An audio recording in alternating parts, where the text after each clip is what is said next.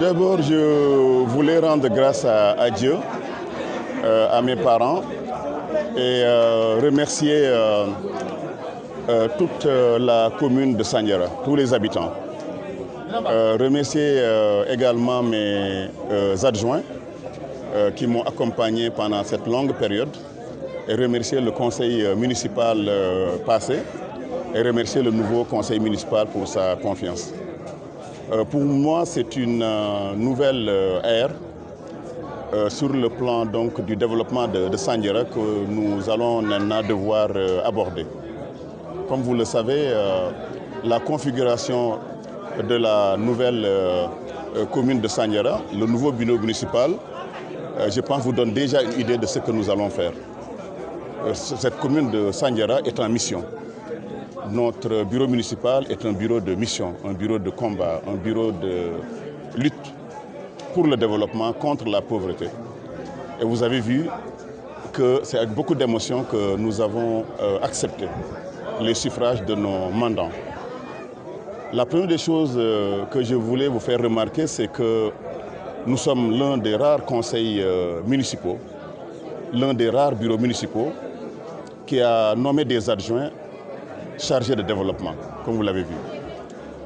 Un premier adjoint chargé de l'économie.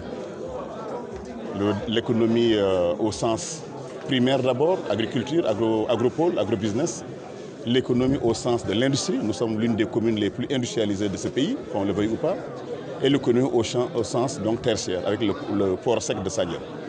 Donc c'est dire que notre objectif, c'est d'abord le développement économique de la commune. Participer au fameux triangle Dakar, Thiès, Membour, Sandiara maintenant. Vous avez vu aussi que dans le deuxième adjoint s'occupe de tout ce qui est infrastructure. On a une sorte de ministère chargé des infrastructures, de l'accès universel d'abord à l'eau, à l'électricité, de tout ce qui touche à la voirie, bref, à l'équipement. Et ça, c'est aussi des innovations de cette commune. Pourquoi? Parce que nous sommes dans une ère où Sandiara doit maintenant jouer un rôle modèle sur l'ensemble du territoire national. Le troisième adjoint ou la troisième adjointe, comme vous l'avez vu, elle a un rôle particulier parce que nous sommes à l'ère de l'émancipation de la femme, à l'ère de la parité. Et nous avons voulu choisir une femme forte qui comprenne ce que c'est que le développement économique, social, qui comprenne les règles de la finance internationale et la finance mondiale. Et il fallait que cette femme soit proche des femmes pour comprendre l'entrepreneuriat féminin, mais aussi comprendre l'artisanat, comprendre tout le développement économique, la microfinance. Et c'est pour cette raison aussi que nous avons choisi une femme, Martine Dione, qui est aussi en même temps président du conseil d'administration de l'IMSEC. Donc vous voyez que quand on met des hommes ou des femmes de cette valeur, il est évident qu'on ne pourra faire qu'avoir des résultats extraordinaires. Et enfin, vous avez vu le quatrième poste qui constitue le poste qui, à mon avis, est le premier. Vous connaissez ma passion pour l'éducation. Alors, c'est le poste de maire chargé de l'éducation, de l'enseignement supérieur et de la formation professionnelle. En fait, c'est ce poste qui nous permettra de faire en sorte que chaque fils de Sandiara ait un avenir, soit par la formation professionnelle avec le lycée technique de Sandiara, qui pourra ensuite travailler au niveau de la zone économique de Sandiara et qui pourra ensuite travailler dans les agropoles. Donc voilà, je pense, l'innovation que nous avons apportée aujourd'hui et qui vous montre déjà que c'est un gouvernement de combat. C'est un bureau municipal de combat que nous sommes en train de mettre en place. Et certainement va être adossé sur le plan Sandiara émergent. Alors si vous voyez, nous sommes dans la phase 2 du plan Sandiara émergent. Le président Macky Sall a parlé du PAP 1, qui, n'est-ce pas, et on est maintenant dans le PAP 2. Alors nous sommes effectivement dans la phase 2 du plan Sandiara émergent, qui va encore continuer à rendre la population de Sandiara plus riche, mieux éduquée, mieux formée pour faire face aux défis du développement. Et c'est pour cette raison que je voulais exprimer toute ma satisfaction. Ce bureau municipal est l'un, en tout cas, des plus compétents de ce pays, de façon tout à fait humble. Il a comme caractéristique d'être composé par des hommes et des femmes qui ont déjà fait leurs preuves, mais qui sont surtout engagés. Parce qu'une chose, c'est la compétence technique, c'est la tête, comme on dit, mais l'autre chose, c'est le cœur. Cette capacité à se sacrifier, cette envie de servir les autres, je crois que c'est ça le... En dehors du bureau municipal, je voulais attirer votre attention aussi sur le fait que l'opposition est représentée Mais l'appel que je lance à l'opposition, à Sandiara, c'est que nous ne sommes pas dans une opposition politico-politicienne. Je vais donner à l'opposition aussi des responsabilités pour s'occuper aussi du développement. Nous allons créer une quinzaine de commissions dans le domaine du marché, dans le domaine du port sec, dans le domaine de l'agriculture.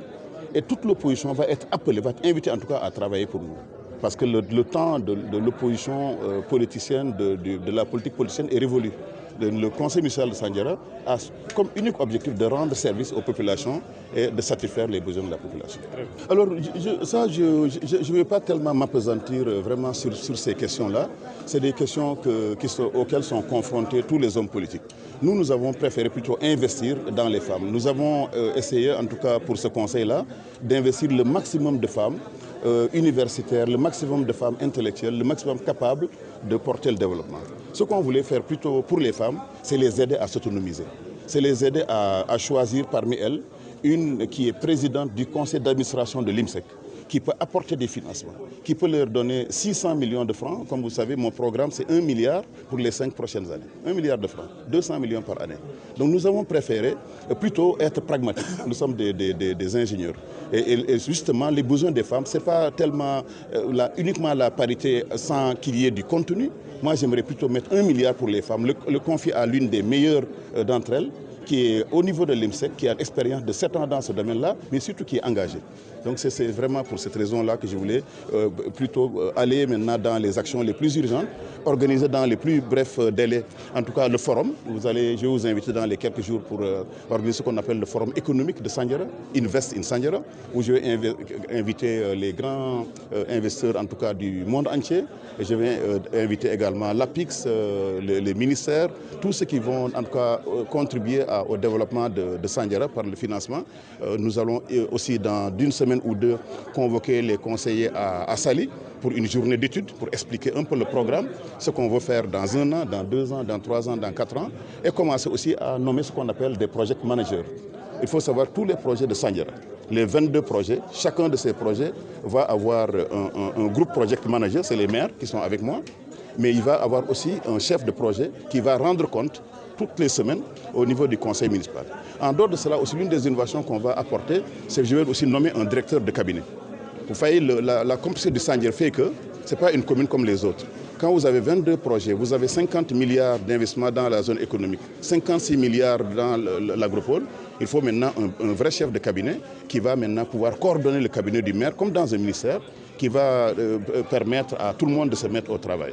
Et puis l'autre innovation aussi, c'est que chacun des maires en réalité va diriger, va être le patron des services techniques, soit qu'ils soient municipaux, les services techniques, les services sociaux de la mairie, les services de l'état civil de la mairie, ainsi de suite. Donc il y a toute une innovation sous une forme matricielle que nous allons mettre en œuvre pour faire en sorte que dès demain, tout le monde va se mettre au travail pour que dans 1 an, qu'on puisse faire le bilan, dans 2 ans, qu'on puisse également commencer à avoir les premiers résultats construits sur ce qu'on a déjà fait.